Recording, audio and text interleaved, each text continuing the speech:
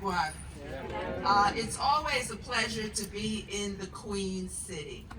And yes, you can give yourselves a hand clap for being in the Queen City. Whenever I can't come to Plainfield, I think about the history of this town.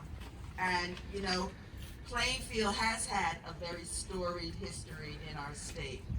I hail from Essex County, and I can remember dating back to the 50s, the 60s, the 70s, all of our Essex County residents were coming and moving to Plainfield, New Jersey. Because Plainfield has always had a very robust residential community. It has always been a destination place for people.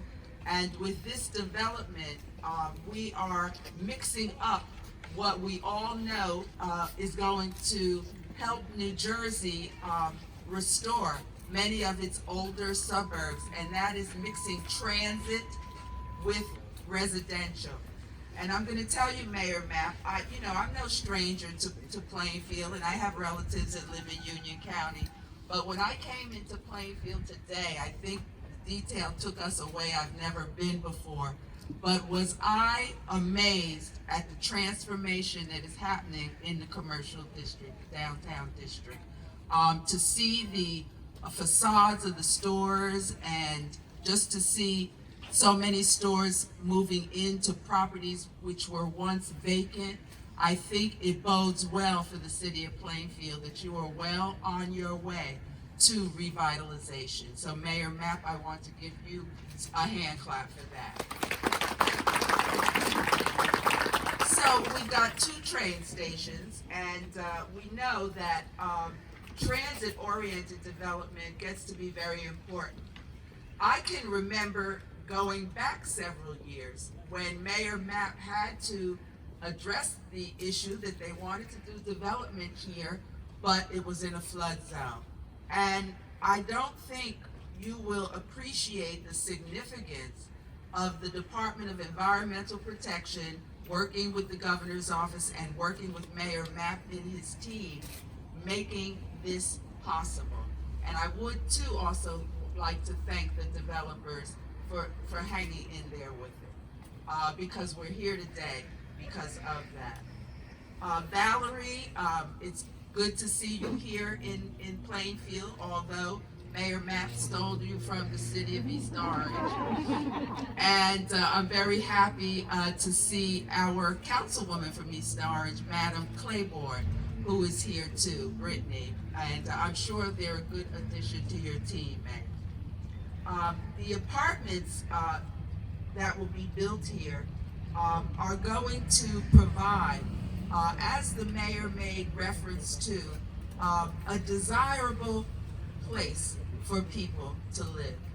And I'm certain that amenities will be built into the development, and it is going to spur revitalization in this entire area.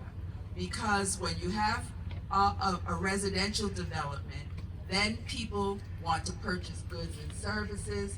They want little cafes and restaurants in their neighborhoods and places where they can buy the things for daily living. So this development, 1000 North, is certainly going to spur development. The other thing that I want you to have an appreciation of is that this is an opportunity zone. And many of you may remember that our senator, Senator Booker, teamed up with Senator Tim Scott from South Carolina, and they were able to convince the former president, as he was revising the tax code, that an initiative like opportunity zones would spur development in challenged communities.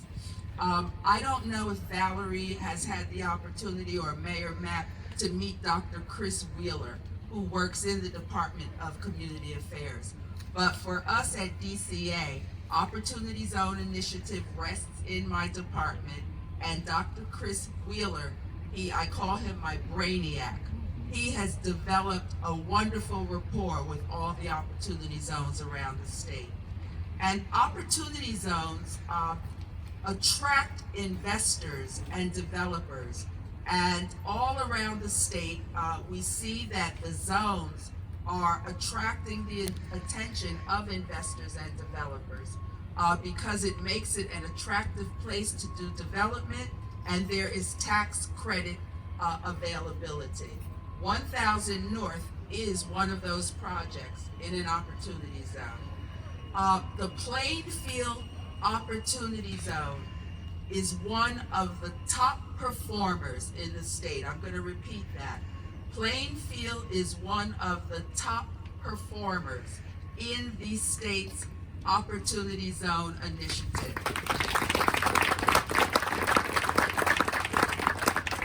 And when we look at the stats, Plainfield's post-designation, the percentage increase in total permitted construction value is evidence that the zone have helped stimulate new activity here. As Lieutenant Governor and Commissioner of the Department of Community Affairs, one of my primary goals is to ensure that we improve the quality of life for residents. And the department was created back in the 70s when municipalities lamented the fact that Trenton was so detached on what was happening on the ground in municipalities. So our various divisions have close relationships, particularly our Division of Local Government Services. And Mayor Mapp, we're glad to have you as a member of the Local Finance Board because you understand the workings and the machinations of local government. We work closely with local governments to advance housing and economic development throughout the state. We are the host of the Main Street New Jersey program, the Neighborhood Revitalization Tax Credit Program, etc.